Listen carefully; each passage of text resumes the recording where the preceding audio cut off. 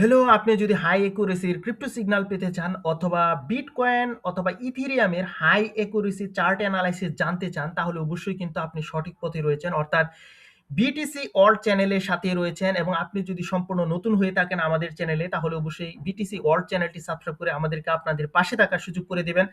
এবং আমরা কিন্তু বিভিন্ন হাই অ্যাকুরেসির ক্রিপ্টো সিগন্যাল প্রোভাইড করে থাকি এবং চার্ট অ্যানালাইসিস করে থাকি, এবং আপনি কিন্তু প্রিভিয়াস ভিডিওগুলো দেখতে পারেন।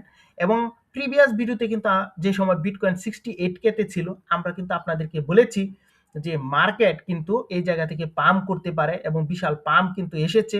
এবং আপনারা দেখেছেন বিটকয়েন কিন্তু 75K তে কিন্তু টাচ করেছিল। তো যারা আমাদের এই বিটিসি ওয়ার্ল্ডস এর সাথে রয়েছেন, তারা কিন্তু অবশ্যই প্রফিটে রয়েছেন। এবং আপনি যদি আমাদের এই অ্যাকুরেসির পরিমাণটা কতটা সেটি দেখতে চান, তাহলে প্রিভিয়াস বিভিন্ন ভিডিওগুলো কিন্তু একটি চেক করে আপনি কিন্তু দেখতে পারেন।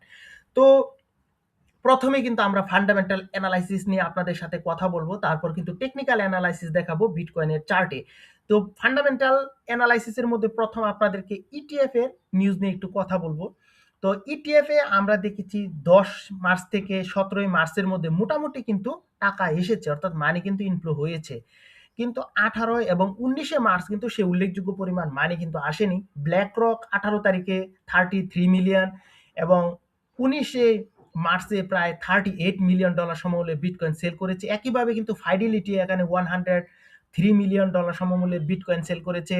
এবং 19 মার্চে কিন্তু আবার তারা 26 মিলিয়ন সমমূল্যের বিটকয়েন সেল করেছে। অর্থাৎ সেলিং প্রেশার মার্কেটের মধ্যে কিন্তু এখানে রয়েছে। যদিও আজকে কিন্তু মার্কেট একটু পজিটিভ, অর্থাৎ পাম্প করছে।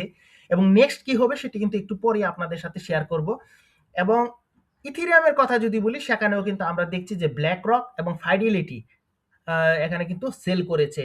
এবং এটি কিন্তু অবশ্যই বলতে পারেন যে একটা নেগেটিভ নিউজ। এবং আপনাদের আরেকটা বিষয় হচ্ছে পিএমআই রিপোর্ট কিন্তু প্রকাশিত হবে 24 মার্চ 7টা 45 মিনিটে, এবং পিএমআই রিপোর্ট কিন্তু পজিটিভ হওয়ার সম্ভাবনা রয়েছে। এবং পিএমআই রিপোর্ট যদি পজিটিভ হয়, তাহলে ক্রিপ্টো মার্কেট কিন্তু পাম্প করবে। এবং যদি খুবই ভালো রিপোর্ট আসে, তাহলে কিন্তু বলতে পারেন যে 78K তে কিন্তু বিটকয়েন যাওয়ার কিন্তু সম্ভাবনা আবার কিন্তু এখানে রয়েছে। তো আশা করি এখানে বর্তমান যে পজিশন রয়েছে ক্রিপ্টো মার্কেটে, সে বিষয়ে আপনি অবগত হয়েছেন, ফান্ডামেন্টাল অ্যানালাইসিস গুলো আপনি জেনেছেন।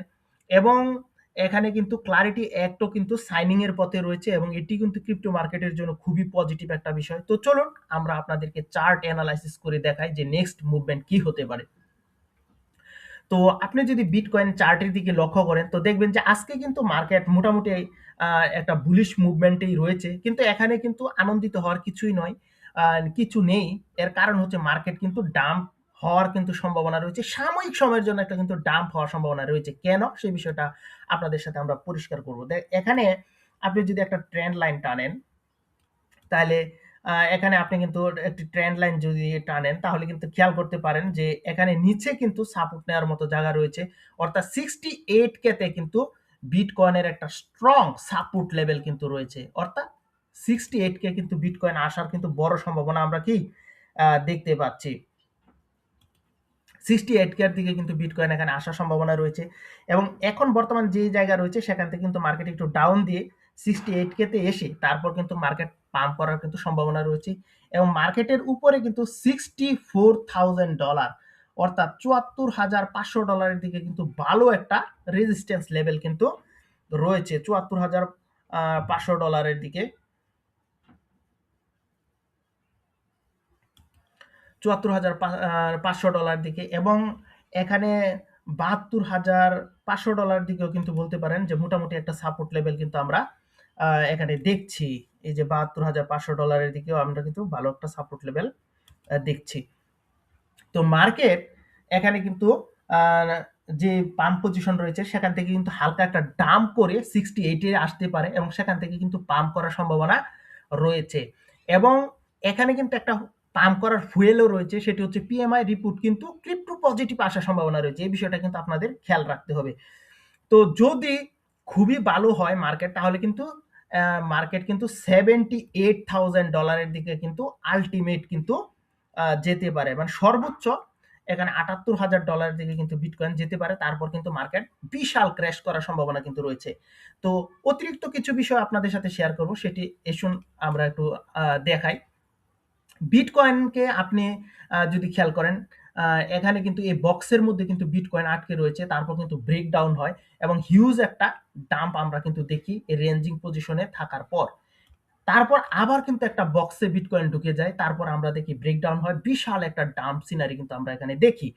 এবং একইভাবে আপনি যদি খেয়াল করেন, এখন যে পজিশনে রয়েছি সেখানেও কিন্তু আমরা একটা বক্সের ভেতর কিন্তু আটকে গিয়েছি। তো এখানে যদি আপনি খেয়াল করেন,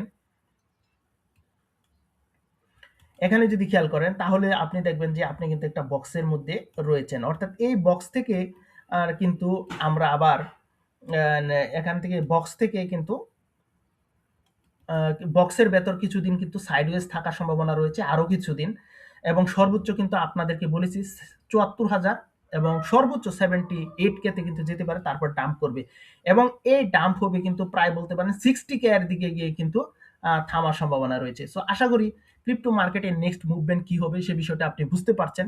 তো অবশ্যই এরকম হাই অ্যাকুরেসির এখানে ক্রিপ্টো সিগন্যাল পাওয়ার জন্য অবশ্যই বিটিসি ওয়ার্ল্ডস এর সাথেই থাকবেন, এবং নতুন কোনো এপিসোড নিয়ে আবার আপনাদের সাথে দেখা হবে, এবং প্রতি শুক্রবার এবং মঙ্গলবার আপনাদের সাথে কিন্তু আমাদের দেখা হবে। তো সবাই ভালো থাকবেন। এখানেই শেষ করলাম। Bye bye.